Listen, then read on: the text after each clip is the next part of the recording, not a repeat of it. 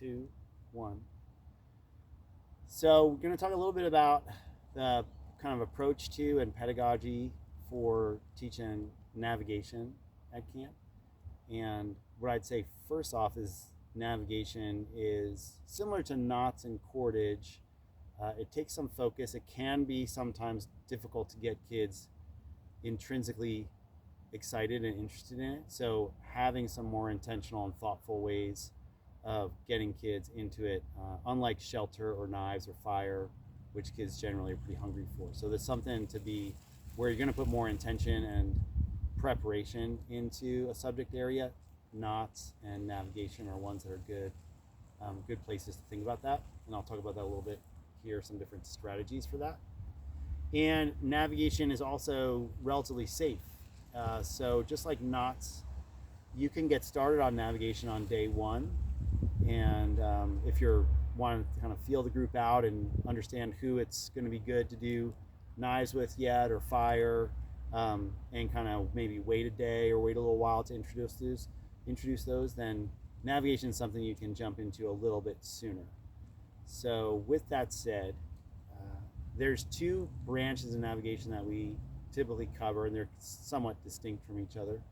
One is map and compass. So map and compass incorporates technology, right? So maps and compasses are both forms of technology that the kids get to use and explore and play with, and that's its own kind of way of interacting with a lesson.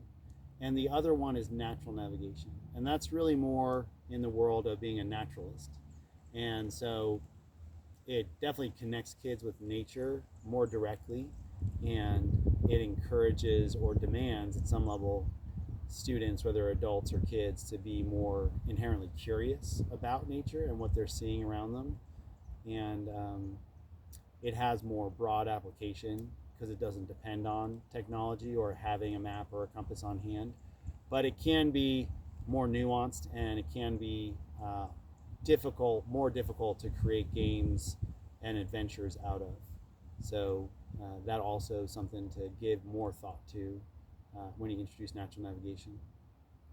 So for starting with map and compass, the things that we know from experience that are really popular with kids as ways to get them excited are any kind of game that needs a map or compass to win it is great, or to accomplish something.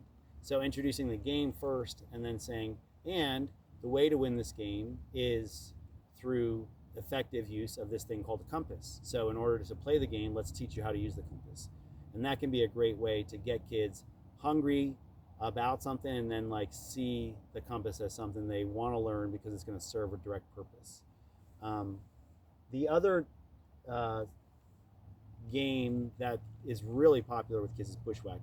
Anything that includes bushwhacking. So going off trail and having some sort of adventure or scenario, search and rescue scenario, where kids are having to go off trail to solve a problem or rescue a victim is reliably popular with the kids and reliably engaging for them. So keeping those kinds of things in mind. So what that means for you as an instructor is both the games that we've created at Coil Outside, or ones that you may create on your own, and the adventure scenarios that include bushwhacking, they do best. Really, if you want to be able to use navigation effectively through the summer, the best way to do that is get committed to what games and scenarios you're going to use for the summer, and lay them out on week one, and get them set out so that you can reuse them over and over again every week of the summer. Because laying them out and prepping them is a fair bit of work for instructors, unlike shelters or knives, which you can kind of jump into. To make navigation interesting, having the scenario or the game and having it well set up and well explained really makes the whole thing work. So that's where putting that extra effort in is going to make the subject area more valuable for the kids and your life easier as an instructor. Other things you can do besides the spelling bee, we call it spelling bee contest, is one of the things that I'll talk about in the skills video. But treasure hunts using a compass. So not geocaching, but compass caching. So using a compass sort of instead of GPS for doing what we normally think of as geocaching. And when we're learning map and compass, we want them to understand what a landmark is. We want them to understand what we got a friend here visiting for a second here. We want them to understand what a bearing is, and I'll talk about those things in the skills video and how to use those to solve problems on a map or in real time on the ground in the park.